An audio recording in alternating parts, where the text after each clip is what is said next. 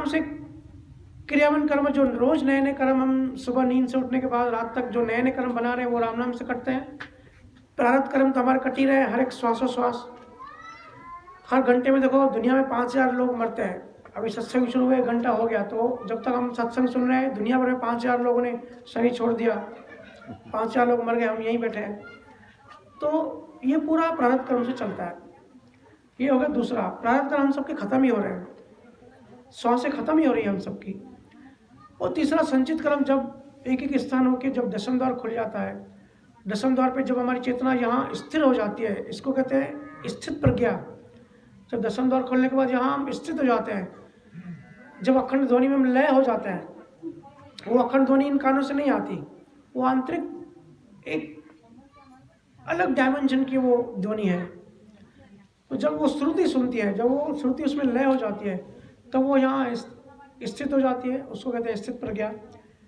फिर वो समय बढ़ते जाता है। किसी का शुरू में ऐसा होता है कि 5 मिनट भजन किया और विचार आते हैं, बैठे और विचार आते हैं, मन परेशान करेगा। लेकिन जितनी गहराई बढ़ती जाएगी, दशम द्वार में ध्वनि में समाते जाएंगे, तो पहले 1 घंटा समाधि लगेगी, फिर 2 घंटा, ऐसे समय बढ़ते जाएगा। बढ़ते फिर 24 घंटे समाधि लग जाएगी। और ऐसा वो पॉइंट आता है कि फिर उसको राम नाम स्मरण करने की जरूरत नहीं पड़ती, राम नाम स्मरण भी बंद हो जाता है। तो फिर जैसे कबीर साहब ने कहा है, मेरा भजन हरि करे, मैं करूं विश्राम। कबीर साहब कहते हैं ऐसी एक अवस्था आती है जहां हमारा हरि, हमारा परमात्मा भजन करता है, मुझे करने की जरूरत नहीं पड़ती।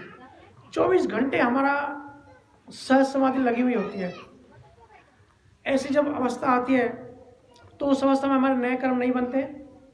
जो गुरु महाराज ने कहा है ना, कर्म आते हैं उड़ उड़ के और कट जाते हैं, तो वो जो ध्वनि है वो कर्मों काटती रहती है अपने आप, हमको पता भी नहीं पड़ता। तो क्रियावन कर्म समाधि में नए बनते नहीं है, प्रारब्ध कर्म हमारे कट रहे हैं। और जब ज्ञान अनुभव बन जाता है, ज्ञान वैराग्य हो जाता है, दशम द्वार के बाद हमारा ज्ञान अनुभव हो जाता है, तो उस ज्ञान अगर संचित कर्मों को हम जला देते हैं, तो तीनों कर्मों के जो टाइप है 0 हो जाते हैं। और जब तक कर्म 0 नहीं होंगे, कर्म खत्म नहीं होंगे, हमको मोक्ष नहीं मिलेगा। और गुरु महाराज का ज्ञान ऐसा है, या कबीर साहब का, या केवल ज्ञानियों ने, तुलसीदास, दादू दयाल, देराशाह जी महाराज, जितने भी केवल ज्ञानी हो गए, गुरु नानक जी, इन सब का केवल ज्ञान ऐसा है कि कलयुग में कर्म काटने की एक मशीन है। तो ये जब कर्म शून्य होते हैं तभी हम मोक्ष में जाते हैं। इसलिए कहते हैं कि सबसे जो सरल मार्ग है कलयुग में, वो नियक्षरी मार्ग है, निशब्द। नानक नाम जहाज है, चरे से उतरे पार। जो इस जहाज में बैठता है वो पार उतरता ही है। हो सकता है किसी को नियक्षर जागृत हो, दशम द्वार नहीं खुले, बीच में कहीं उसकी यात्रा हो और उसका शरीर छूट जाए, वो मर जाए। तो गुरु महाराज ने कहा है ऐसे जो लोग होते हैं जिनके अंदर नियक्षर जागृत हो जाता है, ये फिर पशु योनि में नहीं जाता, इसको बार बार मनुष्य जन्म मिलता है, और मैक्सिमम 3 जन्म में उसको मोक्ष में करा देता हूँ। दूसरे जन्म में भी कोई गुरु उसके मिलेंगे और उसकी प्रगति कराएंगे, और बची कुछ जो कसर होती है वो तीसरे जन्म में उसकी पूरी करेंगे। तीसरे जन्म उसका आखिरी होता है, और दशम द्वार के ऊपर उसकी चेतना को, उसकी श्रुति को वो स्थित कर देते हैं। फिर वो जीवन मरण के चक्कर से छूट जाता है।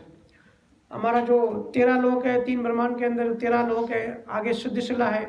जैनिज्म के जो तीर्थंकर हैं उन्होंने कहा है कि वो आत्मज्ञान में रहते हैं। वो कहते हैं कि हमारा ज्ञान सबसे श्रेष्ठ है और हम शुद्ध शिला तक जाते हैं। तो शुद्ध शिला में भी जब महाप्रलय आता है, 36,000 कल्प बाद जब वापस से संसार, दुनिया, ब्रह्मांड बनता है, होड़काल जब वापस अपने आप में समाता है और वापस बनना शुरू करता है, तो शुद्ध शिला से भी वापस आना होता है उनका, क्योंकि बीज खत्म नहीं हुआ। बीज और पेड़ की ये यात्रा चलती रहती है। सिर्फ पेड़ से बीज बन गया, लेकिन बीज जब तक नष्ट नहीं होगा तब तक मोक्ष नहीं है। और गुरु महाराज के ज्ञान से वो बीज नष्ट होता है, क्योंकि दशम द्वार खुल जाता है। शुद्ध शिला से भी ऊपर की लेयर जो है, दशम द्वार के ऊपर हम चढ़ जाते हैं, उसका फिर बीज खत्म हो गया, वो फिर चेतना, वो हंस वापस नहीं आता जीवन के चक्कर में। ठीक है जी। तो आप सब आराम से नहीं है, एक तो हम सब शरीर में हैं और गुरु महाराज का ज्ञान मिला, और ज्ञान भजन सुमरन करने का हमारा शरीर भी हमको साथ दे रहा है, केवल ज्ञानियों का हमको संगत भी मिल रही है। तो इसके लिए हम सब बहुत भाग्यशाली हैं, और इसके लिए हम सबको बहुत बहुत बधाई। यहीं विराम देते हैं। सबका बहुत बहुत धन्यवाद। राम जी।